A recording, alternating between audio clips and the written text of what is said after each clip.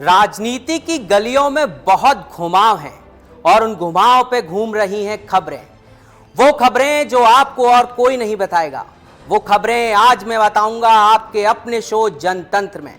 नमस्कार, मैं संदीप मिश्रा एक बार फिर हाजिर हूं आपको राजनीति की वो बातें बताने जो सियासी गलियारों की हर गुत्थी को सुलझाएगी। मैं आपके साथ सच बेधड़क पर बात करूंगा जनतंत्र की, और इसमें होगी जन जन के दिल की बात और धरातल की पड़ताल, आपके लिए, खुद के लिए, आपके अपने शो जनतंत्र में, ताकि जन भी सलामत रहे और तंत्र भी रहे चौकस। तो देखते हैं जनतंत्र में आज क्या है खास।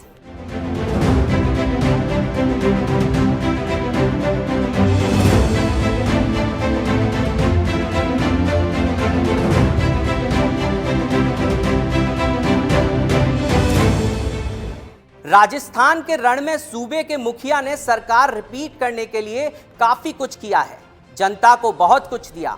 अब जब आला कमान ने उनका टिकट फाइनल किया तो वे भी सरदारपुरा में जनता के द्वार पहुंचे और खुद के लिए वोट और समर्थन मांगा। लोगों के बीच पहुंचे अशोक गहलोत किसी का दर्द जाना तो किसी के कंधे पर हाथ रखकर साथ होने का भरोसा दिलाया। सरदारपुरा में जब मुखिया आए तो जनता भी काफी गदगद दिखाई दी और मुख्यमंत्री भी काफी खुश नजर आए। और फिर अशोक गहलोत ने अपने चिर परिचित अंदाज में कहा, मैं थाका थे महका। देश में 5 राज्यों में होने वाले विधानसभा चुनाव को जीतने के लिए कांग्रेस और बीजेपी एड़ी चोटी का जोड़ लगा रही है। खासकर राजस्थान, मध्य प्रदेश और छत्तीसगढ़ में ये लड़ाई आर पार की नजर आ रही है। ऐसे में राजस्थान के मुख्यमंत्री अशोक गहलोत ने बीजेपी पर निशाना साधा है और बताया कि आखिर वो प्रधानमंत्री नरेंद्र मोदी के जोधपुर वाले कार्यक्रम में शामिल क्यों नहीं हुए थे। गहलोत ने कहा कि देश के प्रधानमंत्री नरेंद्र मोदी जी का मैं सम्मान करता हूं, लेकिन वह जब जोधपुर आए थे तो उन्होंने कहा था कि मुख्यमंत्री नहीं आए। उनके राजस्थान में कई कार्यक्रम होते हैं, औपचारिकता के लिए लोकार्पण और शिलान्यास के काम किए जाना होता है। कई बार हमें समय नहीं मिलता, इसलिए हम नहीं जा पाते हैं। प्रधानमंत्री मोदी जी हमारी नकल कर रहे हैं। हमने काम की गारंटी दी थी कर्नाटक में, वैसी ही गारंटी वो राजस्थान में भी देने जा रहे हैं। चुनावी दौरे को लेकर अशोक गहलोत ने 2-3 दिन पहले भी राजे को लेकर सिफारिश की थी। इस कड़ी में जोधपुर में भी वसुंधरा राजे को लेकर अशोक गहलोत आज बोले। मुख्यमंत्री अशोक गहलोत ने कहा कि मेरी वजह से बीजेपी के खास लोगों ने वसुंधरा जी को उपवास पर रख दिया। उसके बाद कैलाश मेघवाल और अब जोधपुर की जीजी सूर्यकांता व्यास को नजरअंदाज कर टिकट काट दिया गया है। यह उन सबको सजा दी गई है। जीजी तो जोधपुर में अच्छा काम करती रही हैं और मेरे बारे में बोलती हैं तो कोई बुराई नहीं है, लेकिन शायद बीजेपी के कर्ता धर्ता को मेरे लिए कहे गए जीजी के शब्द नागवार गुजरे और पार्टी ने उनकी टिकट ही काट दिए।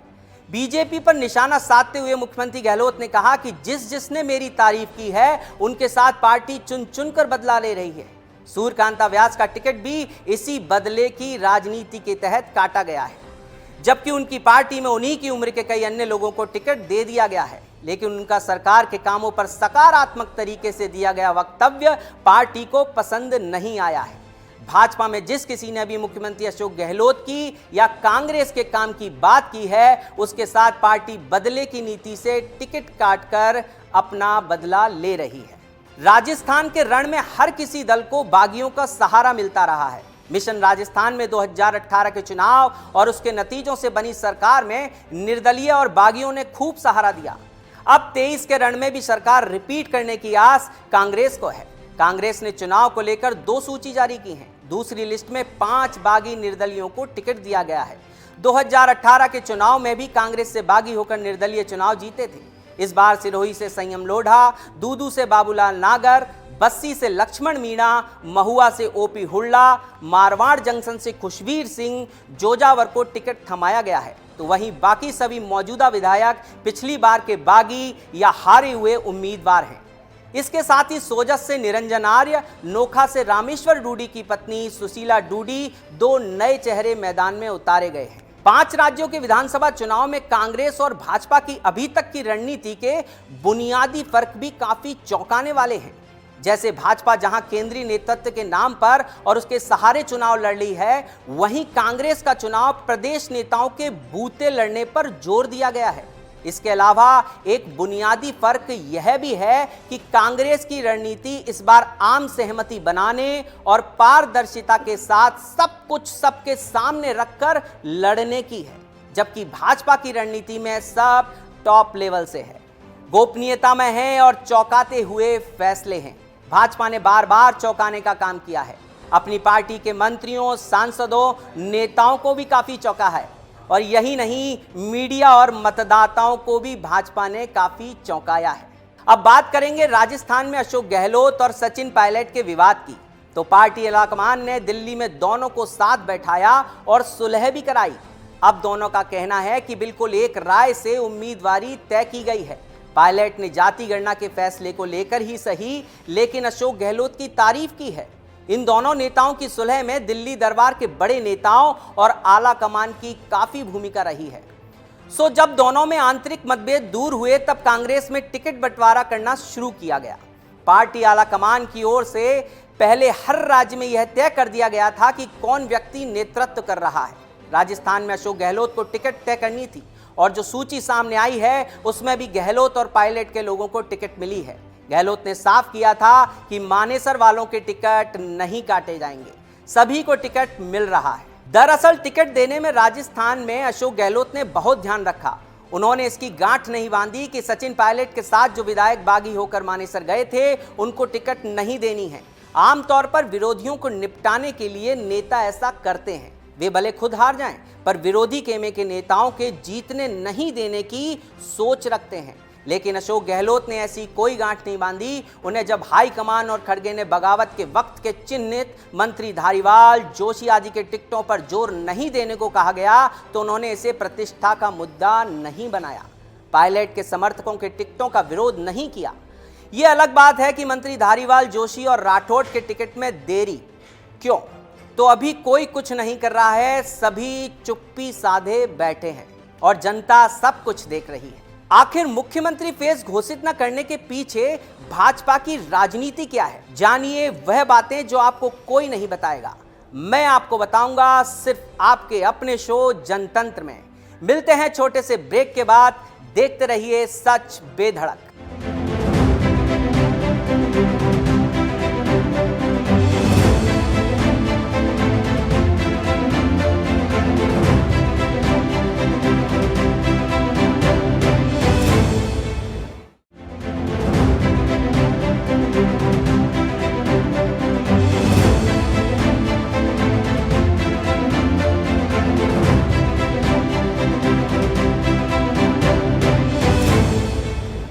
भाजपा पिछले 20 साल में पहली बार राजस्थान, मध्य प्रदेश और छत्तीसगढ़ में बिना मुख्यमंत्री का चेहरा प्रोजेक्ट किए चुनाव लड़ रही है। लेकिन इस बार शायद ऐसा होता नहीं दिख रहा है। किसी भी राज्य में मुख्यमंत्री चेहरा घोषित नहीं हो रहा है। सब कुछ जो होगा चुनाव के नतीजों के बाद होगा। अभी तो हाई कमान ही चेहरा है। भाजपा ने पहली बार 2003 में राजस्थान और मध्य प्रदेश में मुख्यमंत्री का दावेदार पेश करके चुनाव लड़ा था। राजस्थान में वसुंधरा राजे और मध्य प्रदेश में उमा भारती को मुख्यमंत्री का दावेदार घोषित किया गया था। उस चुनाव में भाजपा तीनों राज्यों में भारी बहुमत से जीती थी। चुनाव के बाद राजस्थान में वसुंधरा राजे, मध्य प्रदेश में उमा भारती और छत्तीसगढ़ में रमन सिंह मुख्यमंत्री बने थे। उसके बाद के सभी चुनाव भाजपा ने मुख्यमंत्री का चेहरा पेश करके ही लड़े। राजस्थान में तो पिछले 20 साल से वसुंधरा और छत्तीसगढ़ में रमन सिंह ही चेहरा रहे हैं। मध्य प्रदेश में लगातार 3 चुनाव से शिवराज सिंह चौहान चेहरा रहे हैं। लेकिन इस बार ऐसी कोई रणनीति नहीं बनाई गई। कहीं भी सीएम फेस के नाम की कोई चर्चा नहीं है। इस तरह भाजपा ने 20 साल का रिवाज बदल दिया है। पिछले 20 साल में पहली बार भाजपा किसी एक नेता का चेहरा पेश करने की बजाय सामूहिक नेतृत्व या राष्ट्रीय नेता के चेहरे पर चुनाव लड़ रही है। क्या यह बहुत जोखिम का मामला है? सवाल है कि पार्टी के राष्ट्रीय नेतृत्व और प्रधानमंत्री नरेंद्र मोदी के साथ केंद्रीय गृह मंत्री अमित शाह ने यह जोखिम क्यों लिया? क्यों किसी नेता का चेहरा प्रोजेक्ट करके चुनाव लड़ने की बजाय अपना चेहरा दांव पर लगाया? ध्यान रहे, अगले 7-8 महीने में लोकसभा का चुनाव होने वाला है। उससे पहले इन चुनाव को लोकसभा चुनाव का रिहर्सल माना जा रहा है। इसमें भाजपा ने बड़ा प्रयोग किया है, तो जाहिर है कि इसके पीछे कोई बड़ा कारण और कोई बड़ी योजना जरूर होगी। चुनावी राज्यों में मुफ्त की रेवड़ियां भी खूब बांटी जा रही हैं। इस मामले में भी दोनों पार्टियों की राजनीति एक जैसी है। कांग्रेस ने कर्नाटक की तर्ज पर मध्य प्रदेश में महिलाओं को 2,000 रुपए महीना देने का ऐलान किया, तो शिवराज सिंह चौहान की सरकार ने लाडली बहना योजना शुरू की और महिलाओं को 1,250 रुपए महीना देना शुरू किया। तो वहीं कांग्रेस ने राजस्थान में 500 रुपए में रसोई गैस सिलेंडर देने का ऐलान किया। तो केंद्र की मोदी सरकार ने उज्ज्वला के रसोई गैस सिलेंडर पर सब्सिडी बढ़ा दी। अब कांग्रेस नर्सरी के बच्चों को भी हर महीने नगद पैसे देने का वादा कर रही है। जिस राज्य में जिसकी सरकार है उसने चुनावी साल में खजाना खोल दिया है, तो जो विपक्ष में है वह खजाना खोलने का वादा भी कर रहा है। इसकी परीक्षा भी चुनाव में होगी। अगर ज्यादा से ज्यादा मुफ्त की रेवड़ी देने का वादा करने वाला कामयाब होता है तो अगले लोकसभा चुनाव में यह सबसे बड़ा मुद्दा बन सकता है। चुनावी राज्यों में एक दल से दूसरे दल में जाना आम बात है, लेकिन किसी बड़े दल से ऐसा हो जाए तो उसे जोरों का झटका भी लगेगा ही। ऐसा ही राजस्थान में हो रहा है। यहां हनुमान बेनीवाल की राष्ट्रीय लोकतांत्रिक पार्टी को बड़ा झटका लगा। दूसरे दल में शामिल होने के सिलसिले में मुंडवा पंचायत समिति के प्रधान प्रतिनिधि रेवतराम डांगा भाजपा में शामिल हो गए, तो वहीं खीवसर प्रधान सीमा ने भाजपा ज्वाइन की। साथ ही सरपंच जगदीश ने भी भाजपा का दामन थाम लिया। इसी कड़ी में राजधानी में भी एक चौंकाने वाला मामला सामने आया। राजधानी में कांग्रेस नेता सुरेश मिश्रा ने कमल का दामन थाम लिया है। राजस्थान में दोनों दलों के प्रत्याशियों की सूची आई है, लेकिन जिनको टिकट नहीं मिला या किसी जगह कोई पैराशूट उतारा गया तो लोकल उम्मीदवार की मांग पर कई जगह विरोध देखने को मिला। दोनों ही दलों में विरोध के सुर के साथ बगावत देखी जा रही है। पहले बीजेपी में विरोध हमने देखा है, अब विरोध की ये बारी कांग्रेस की आई है। इसमें बीकानेर में बीडी कल्ला को टिकट देने का विरोध हुआ। यहां कल्ला को टिकट देने के विरोध में कांग्रेस नेता राजकुमार किराड़ू उतरे। इस कड़ी में डूंगरपुर सीट पर कांग्रेस प्रत्याशी गणेश घोगरा का भी विरोध हुआ और टिकट बदलने की मांग की। सूरतगढ़ में कांग्रेस की टिकट को लेकर अपने ही बेगाने हो गए। यहां हनुमान मील समर्थकों ने बगावत का बिगुल फूंक दिया है। दौसा के महवा में ओम प्रकाश हुड्डा को टिकट देने का विरोध हुआ, तो उदयपुर में बीजेपी प्रत्याशी ताराचंद जैन का भी विरोध देखने को मिला है। आखिर होगा भी क्यों नहीं, 5 साल पार्टी में रहे, हर सभा या मीटिंग में भीड़ जुटाई और टिकट का समय आया तो नाम नदारत। तो गुस्सा तो दिखना स्वाभाविक है। चुनाव में साम दाम और दंड की राजनीति होती रही। आरोप प्रत्यारोप भी कम नहीं लगते। सोशल मीडिया के जमाने में कथित वीडियो जारी होना भी आम बात हो गई है, तो कहीं मारपीट और दबंगई भी होती ही है। दरअसल राजस्थान में सवाई माधोपुर से कांग्रेस प्रत्याशी दानिश अबरार की गाड़ी पर हमला हुआ। जी हां, ये सीएम के सलाहकार भी रहे हैं। सीएम ने भी इनकी तारीफें की हैं। तो चुनाव में ये तो होना ही था। हमला किसने कराया ये अलग बात है। कांग्रेस प्रत्याशी दानिश अबरार की गाड़ी पर हमला हुआ जयपुर से सवाई माधोपुर आते वक्त। असामाजिक तत्वों ने मलारना चौड़ बाईपास पर यह हमला किया। मौजूदा लोगों की माने तो दानिश अबरार के खिलाफ नारेबाजी हुई और उनकी गाड़ी के शीशे भी तोड़ दिए गए। खुद दानिश अबरार ने फेसबुक पर लाइव आकर घटना की पुष्टि की है, लेकिन इसके आगे कौन रहा, किसका हाथ है, विरोध हमला करने वाला या कोई दल का हाथ, ये वक्त ही बताएगा। कांग्रेस की 43 नामों की दूसरी लिस्ट सामने आने के बाद सियासी गलियारों में अब यही प्रश्न तैर रहा है कि इस सूची में नया क्या है। राजनीतिक विश्लेषकों का मानना है कि धारीवाल, राठौड़ और महेश जोशी से आला कमान अभी दूरी बनाए रखना चाहता है, और वहीं सचिन पायलट और गहलोत गुट के नेताओं का टिकट क्लियर कर दोनों के एक होने का संदेश भी देना चाहता है। साथ कहीं ना कहीं यह मैसेज भी देना चाहता है कि प्रत्याशियों के चयन में गहलोत फार्मूला ही चलेगा। पहली सूची की तरफ दूसरी में भी काफी पुराने चेहरे हैं। संभवतः कांग्रेस ने तय कर लिया है कि राजस्थान में वो जो रिवाज बदलना चाहती है उसमें उसके लिए पुराने चेहरे ही मददगार हैं, लेकिन उसे लेकर जनता में कितना आक्रोश है, शायद इस पर कांग्रेस में मंथन नहीं हुआ या फिर उनके पास सटीक सर्वे नहीं पहुंचा। सियासी गलियारों में इसे लेकर आज जबरदस्त चर्चा है कि क्या आलाकमान के सभी फार्मूले फेल हो गए, क्या हुआ युवाओं को टिकट देने की बातों का, क्या हुआ 2 बार हारे हुए प्रत्याशियों को टिकट नहीं देने के फार्मूले का। दरअसल इस लिस्ट में कुछ सीटों को छोड़ दें तो ज्यादातर वे नाम हैं जिन्हें टिकट मिलना तय माना जा रहा था। करीब 30 सीटों को विचार हेतु रोक लिया गया है। यहां देखने वाली बात यह भी है कि 2018 में राजस्थान में कांग्रेस की पहली ही सूची 152 सीटों की जारी की थी। इस बार मध्य प्रदेश में कांग्रेस की पहली सूची 144 नामों की रही। ऐसे में यह संदेश कार्यकर्ताओं में जा रहा है कि राजस्थान में परिस्थितियां मध्य प्रदेश जैसी बिल्कुल नहीं है। परिस्थितियां वहां जैसी नहीं है। पार्टी का स्टैंड प्रत्याशियों को लेकर अभी भी क्लियर नहीं है। दूसरी ओर आला कमान और प्रदेश नेतृत्व विवादित नेताओं और बागियों को मौका नहीं देना चाह रहे। साथ ही छोटी सूचियों से यह मैसेज भी दिया जा रहा है कि कांग्रेस मैदान में पुराने चेहरों पर ही खेलना चाह रही है। जानकारों का मानना है कि धारीवाल, जोशी और राठौड़ को आला कमान ने इंतजार कराकर एक संदेश देने की भी कोशिश की है।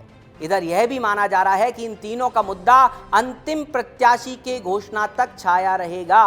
अगर ऐसा नहीं होता तो इनके नाम भी घोषित हो चुके होते, क्योंकि मौजूदा 28 में से 21 मंत्रियों को टिकट दिए जा चुके हैं।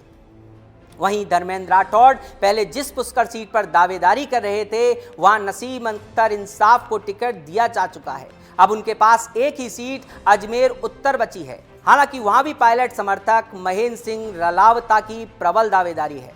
सूत्रों के अनुसार कांग्रेस 99 उम्मीदवारों को फाइनल कर चुकी है। 2 सूचियों में 76 नाम आ गए हैं। तीसरी सूची में 23 नाम होने की संभावना है। भाजपा में 2 सूचियों में उपजे विरोध के बाद कांग्रेस बड़ी सूची जारी करने से भी डर रही है। पहली सूची के बाद कोई विरोध नहीं हुआ। हालांकि विरोध इसलिए भी नहीं हुआ कि दोनों सूचियों में बड़े और पुराने नाम हैं। अब सियासी गलियों में सवाल भी उठ रहा है कि कांग्रेस के पहले के सर्वे का क्या हुआ, जिनमें विधायकों और मंत्रियों से नाराजगी थी। टिकट कटने की बातों का क्या हुआ।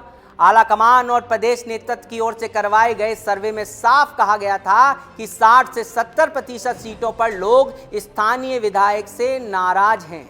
स्थानीय लोगों और कार्यकर्ताओं ने सर्वे में कहा था कि विधायकों में अहम आ गया है। मुलाकात आसान नहीं रही। सर्वे के बाद प्रदेश प्रभारी सुखजिंदर सिंह रंधावा व मुख्यमंत्री अशोक गहलोत ने पहले नेताओं के टिकट कटने जैसे कुछ बयान भी दिए थे। लेकिन दोनों सूचियों को देखकर लग रहा है कि पार्टी ने सॉफ्ट कॉर्नर अपना लिया है। इसके 2 कारण मैन हैं। एक तो पार्टी मौजूदा विधायकों की नाराजगी से दूर रहना चाह रही है। दूसरा यह है कि भाजपा को मुद्दा नहीं देना चाहते। एंटी इनकम्बेंसी के कारण टिकट काटे जा रहे हैं। जनता के मन में अभी सबसे बड़ा सवाल है कि आखिर यह 2 सूची जो जारी हुई है, इसमें आखिर चली किसकी है, गहलोत की चली है या पायलट की चली। तो इस मामले पर एक एक तथ्य मैं आपको बारीकी से बताऊंगा। जब से कांग्रेस गहलोत और पायलट खेमों में बटी है नजर आ रही है, तब से हर निर्णय को इसी कसौटी पर परखा जाता है कि किसकी ज्यादा चली। हाँ बिल्कुल, मुख्यमंत्री गहलोत और सचिन पायलट दोनों की बराबर चली। दोनों ही नेता अपने अपने गुट के नेताओं का ध्यान रख रहे हैं और जम के पैरवी भी कर रहे हैं। गहलोत ने अपने खेमे के कांग्रेसी मंत्री विधायकों के अलावा निर्दलीय संयम लोढ़ा, बाबूलाल नागर, लक्ष्मण मीणा, खुशवीर सिंह, राजकुमार शर्मा को भी टिकट दिलवाए हैं। आखिर अभी तक 124 सीटों पर प्रत्याशी घोषित नहीं करने के पीछे रणनीति क्या है, इस पर बारीकी से मैं आपको बताता हूं। भाजपा के प्रभाव वाले इलाकों में कांग्रेस ने सीटों को क्लियर नहीं किया है। यहां पर टिकट कटने पर विरोध का भी डर है। हाड़ौती को बीजेपी का गढ़ माना जाता है। यहां 17 सीटों में से कांग्रेस ने केवल 2 प्रत्याशी घोषित किए हैं। पिछले चुनाव में कांग्रेस ने यहां 7 और भाजपा ने 10 सीटें जीती थी। कांग्रेस इस बार यहां काफी सतर्कता बरती है। मेवाड़ वागड़ की 28 सीटों में से कांग्रेस ने केवल 13 पर प्रत्याशी घोषित किए हैं। पिछले चुनाव में कांग्रेस ने यहां 28 में से केवल 11 सीटें ही जीती थी। भाजपा के पास 15 सीटें थी। शेखावट के सीकर, झुंझुनू और चूरू में 21 विधानसभा सीटों में से पिछले चुनाव में कांग्रेस ने 16 सीटें जीती थी। बीजेपी केवल 3 सीटें जीत पाई थी। 1 सीट बसपा और 1 निर्दलीय की झोली में आ गई थी। लेकिन अपनी 2 लिस्ट में कांग्रेस ने यहां केवल 8 जीती हुई सीटों पर कांग्रेस उम्मीदवार घोषित नहीं किए। इसका प्रमुख कारण है कि शेखावटी में इस बार बीजेपी मजबूती से आगे बढ़ती दिख रही है।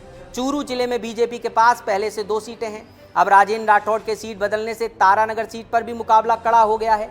ऐसे में यहां भी कांग्रेस मजबूत प्रत्याशी उतारना चाहती है। जनतंत्र की इस कड़ी में आपने देखी राजस्थान के सियासी गलियारों की वो बातें जो आपको और कोई नहीं बताएगा। आज के लिए बस इतना ही। कल फिर मिलेंगे राजनीति के गलियारों की वो बातें आपको बताने जो आपको कहीं देखने को नहीं मिलेंगी। देखते रहिए सच बेधड़क।